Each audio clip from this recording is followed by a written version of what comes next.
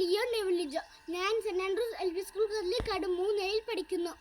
ഞാൻ നിങ്ങൾക്ക് ഒരു കഥ പറഞ്ഞു തരട്ടെ. 4 സുഹൃത്തുക്കളും ഒരു വേട്ടക്കാരനും. പണ്ട് ഒരു കാട്ടിൽ ഒരു മാൻ, ഒരു എലി, ഒരു കാക്ക, ഒരു ആമ എന്നീ വലിയ സുഹൃത്തുക്കൾ താമസിച്ചിരുന്നു. അവർ എപ്പോഴും ഒരുമിച്ചായിരുന്നു ഭക്ഷണം കഴിച്ചിരുന്നത്. അങ്ങനെ ഇരിക്കെ ഒരു ദിവസം മാൻ ഭക്ഷണം തേടി കാട്ടിലേക്ക് പോയി. കുറച്ചു ദൂരം ചെന്ന മാൻ തിരിച്ചെത്തുന്ന സമയമായിട്ടും മാൻ തിരിച്ചെത്തിയില്ല. അത് കണ്ട കാക്കയ്ക്കും ആമയ്ക്കും എലിക്കും വിഷമമായി. കാക്ക മാനിനെ അന്വേഷിച്ച് ആകാശത്തിലൂടെ പറന്നു. കുറച്ചു ദൂരം ചെന്നപ്പോൾ മാൻ വേട്ടക്കാരന്റെ വലയിൽ കുടുങ്ങിക്കിടക്കുന്നത് കാക്ക കണ്ടു.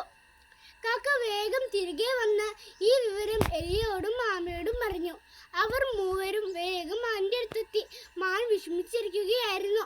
മാൻ പറഞ്ഞു, ഇനി വേട്ടക്കാരൻ വരാൻ അധികം സമയമില്ല. അതിനു മുൻപ് രക്ഷപ്പെടാൻ എന്തെങ്കിലും വഴി കണ്ടെത്തണം. കാക്ക പറഞ്ഞു, പേടിക്കേണ്ട കൂട്ടുകാരാ, എലിക്ക് വല മുറിക്കാൻ കഴിയും. എലി വേഗം തന്നെ മാനിനെ രക്ഷിക്കാൻ തയ്യാറായി. എന്നാൽ വല മുറിക്കാൻ ഒരുപാട് സമയമെടുത്തു. ആ സമയം കൊണ്ട് വേട്ടക്കാരൻ അടുത്തെത്തി. വേട്ടക്കാരനെ കണ്ടപ്പോൾ കാക്ക പറന്നുപോയി. എലിയും മാനും ഓടി രക്ഷപ്പെട്ടു. എന്നാൽ ആമയ്ക്ക് മാത്രം പതുക്കെ മാത്രമേ നടക്കാൻ കഴിഞ്ഞുള്ളൂ. അതിനാൽ വേട്ടക്കാരൻ ആമയെ പിടിച്ചു. അത് കണ്ട ആമയുടെ സുഹൃത്തുക്കൾക്ക് വിഷമമായി. എലി പറഞ്ഞു, നമ്മുടെ സുഹൃത്തെ രക്ഷിക്കാൻ ഞാനൊരു വഴി പറഞ്ഞു തരാം. എലി പറഞ്ഞതനുസരിച്ച് മാൻ വേട്ടക്കാരൻ പോയ വഴിയിൽ മരിച്ചതുപോലെ കിടന്നു. അത് കണ്ട വേട്ടക്കാരൻ ആമേനെ അവിടെ വെച്ചിട്ട് മാനെ പിടിക്കാൻ പോയി.